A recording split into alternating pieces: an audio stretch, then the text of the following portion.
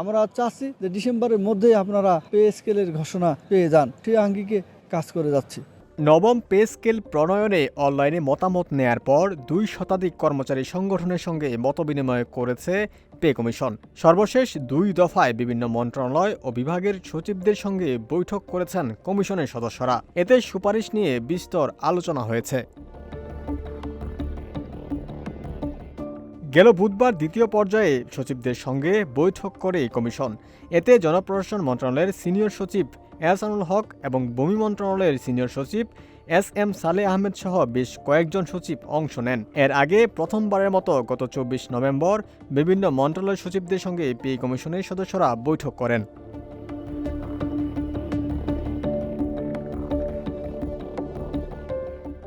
বৈঠক শেষে কমিশনের চেয়ারম্যান জাকির আহমেদ খান জানান, আলোচনা ফলপ্রসূ হয়েছে, তবে সব সচিব সবাই উপস্থিত হননি। পরবর্তীতে সচিবদের নিয়ে আবারও আলোচনা হবে। কবে নাগাদ সুপারিশ হতে পারে এমন প্রশ্নের জবাবে চেয়ারম্যান বলেন, আলোচনা শেষে দ্রুত সময়ের মধ্যেই রিপোর্ট জমা দিতে পারব বলে আশা করছি। এর একদিন পরে দ্বিতীয় পর্যায়ে সচিবদের সঙ্গে বসে কমিশন।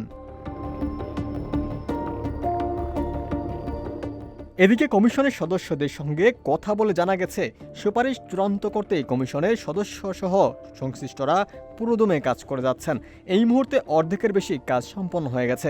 আগামী মাসেই চূড়ান্ত সুপারিশ দাখিল করা হতে পারে।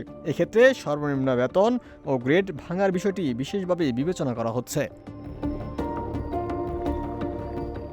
সম্প্রতি কমিশনের চেয়ারম্যান জাকির আহমেদ খানের সঙ্গে সাক্ষাৎ করেছেন বাংলাদেশ সচিবালয় কর্মকর্তা কর্মচারী সংযুক্ত পরিষদের সভাপতি বাদিউল করিম। আগামী 30 নভেম্বরের মধ্যেই সুপারিশ জমা দেওয়ার বিষয়ে তিনি বলেন, কমিশনের চেয়ারম্যান তো ব্যক্তিগতভাবে ওনার মতামত ব্যক্ত করতে পারেন না।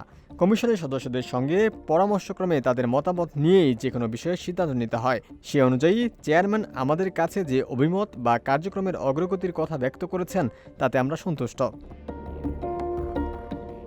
চেয়ারম্যান আরও বলেছেন, আমরা আপনাদের দাবিটা সর্বোচ্চ অগ্রাধিকার দিয়ে কার্যক্রম চালিয়ে যাচ্ছি। আমরা চেষ্টা করছি 30 নভেম্বরের মধ্যেই একটা রিপোর্ট পেশ করতে পারি। ওমর ফারুক, ঢাকা প্রকাশ।